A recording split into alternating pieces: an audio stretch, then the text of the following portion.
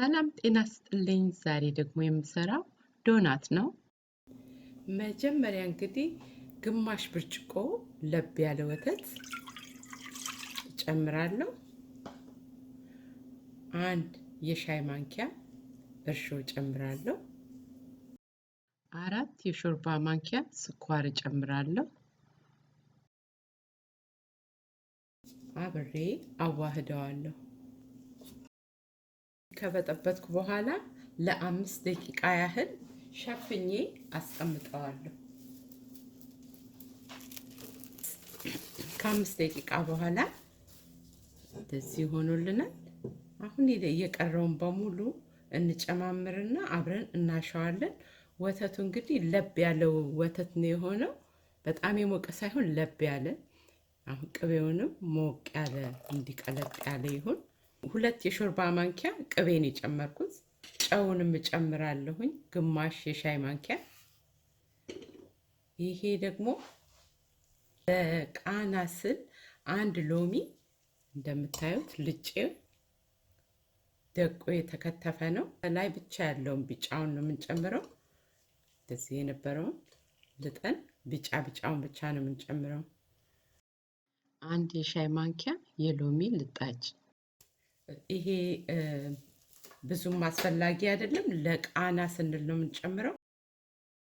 አሁን በተጨማሪ 1 እንቁላል ብቻ እንጨምራለን። እንደዚህ የቤት ቴምፕሬቸር ያለው የቀዘቀዘ እንቁላል አጨምሩበት። ከፍሪጅ እንደወጣ ቀጥታ አንጨምርም። አሁን ይሄንን አንድ ላይ እንቀላቅላለን። ሁሉን እንዲካዋሃድን በኋላ 2 ብርጭቆ ዱቄት እጨምራለሁ። ይሄንን በወንፊት መትቼው ያዘጋጀሁት ነው። 2ቱንም ብርጭቆ ዱቄት አንድ ላይ እንጨምረዋለን። ከዚህ በኋላ ማደርገው በማሽኑ ነው ማሸው፣ ግን በእጃችን በደንብ ማሸት እንችላለን።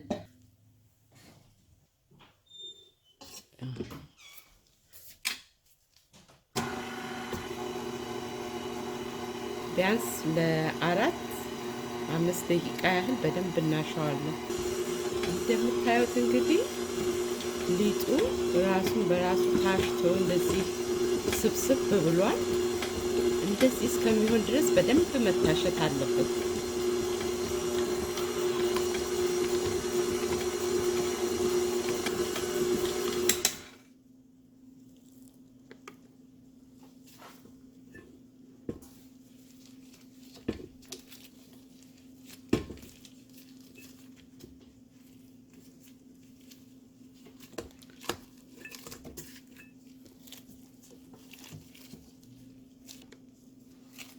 በሌላ ሳህን ላይ እንዲህ ግልብጥ አድርገዋለሁ።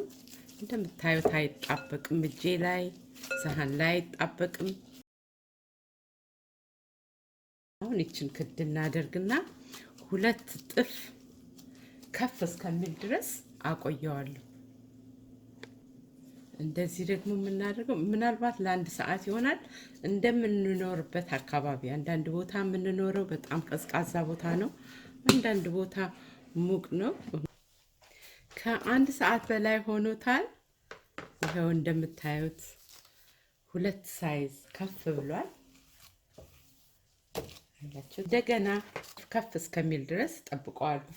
ይሄን እንዳይጣበቅብኝ ምናልባት ከፍ ካለ ዘይት ረጨዋለሁ። እንደገና ቆያለሁ ማለት ነው፣ ከፍ እስከሚል 2 ሳይዝ እስከሚሆን። እስቲ እንየው። ዋው! ያችሁት እዚህ ጋር ትንሽ ዘይት ቀብቼ ስለነበር አልተጣበቅም። እንዲህ ያምራል። ትንሽ አደርግና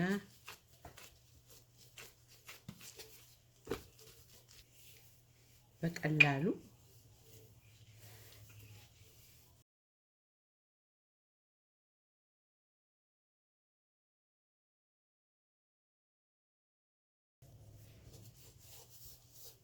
አንድ ኢንች ቢሆነው ነው።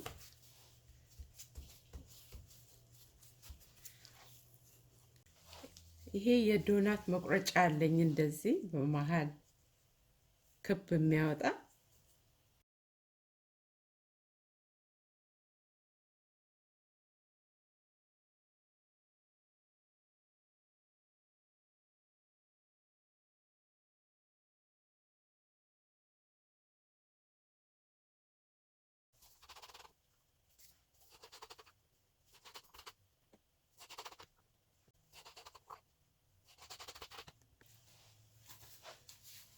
አሁን እነዚህን ለጊዜው እዚህ ላይ አደርጋቸዋለሁ።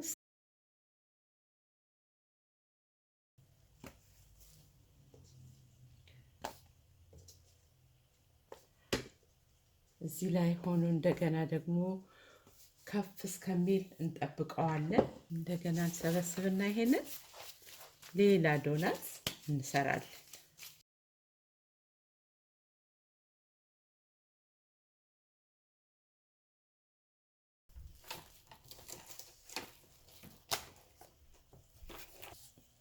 አሁን እንግዲህ እንደዚህ ከፍ ብሏል።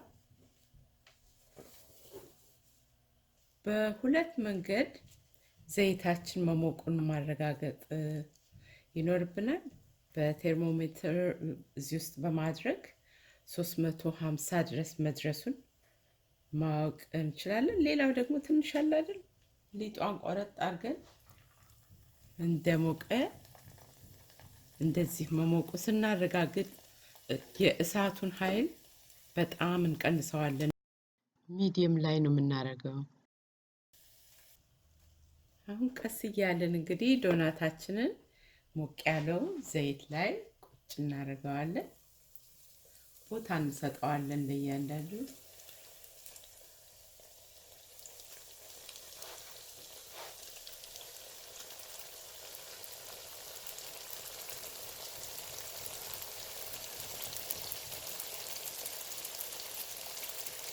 እንዳያርብን መጠንቀቅ ያስፈልጋል።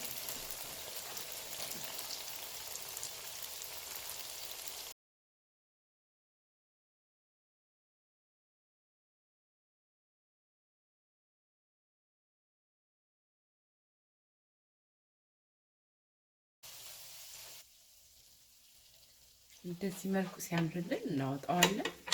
ያችሁት መልኩ እንዴት እንደሚያምር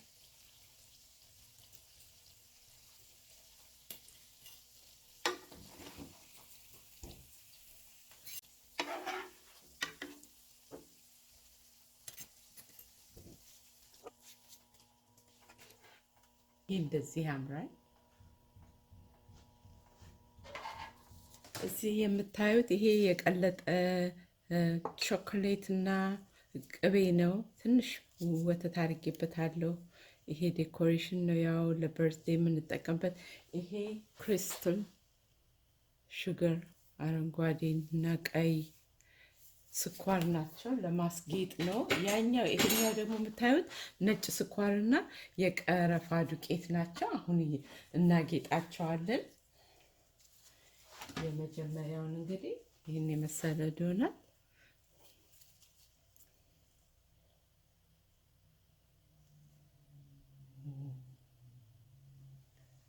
እንደዚህ አድርገን እናስቀምጠዋለን። ቀጥለው ይሄን ትንሽ እናደርግና እዚህ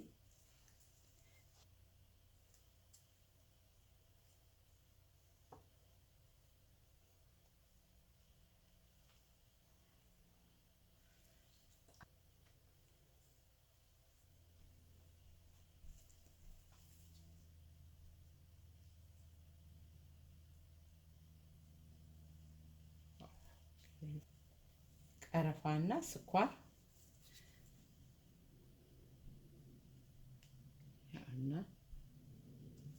ይሄው እንደዚህ አድርገን እናቀርበዋለን። እንዳያችሁ ስኳሩን አነሳ አድርጌ ነው የጨመርኩት፣ ከላይ ብዙ ስለሚነሰነስ። በጣም ጣፋጭ ዶናት ከፈለጋችሁ ስኳሩን ጨመር አድርጉበት። እንደ ሀገራችን ቦምቦሊኖ ድሮ እንደምንበላው አይነት ሀገር ሊሆን አይችልም። ዱቄቱ ነው ልዩነት ያለው። አሁን ኢትዮጵያ ዳቦ የሚሸጠው ይሄ ትኩስ የፈረንጅ ዳቦ ምንለው እና እዚህ ሀገር ምን ቢሆን አንድ አይሆንም። በጣም ነው የሚጣፍጠው። በዚህ ሀገር ኦል ፐርፐስ ኦርጋኒክ ፍላወር ነው የተጠቀምኩት። አይታችሁ እንደወደዳችሁ ተስፋ አደርጋለሁ። በሚቀጥለው ቪዲዮ እስከምንገናኝ መልካም ቀን መልካም ጊዜ ይሁንላችሁ።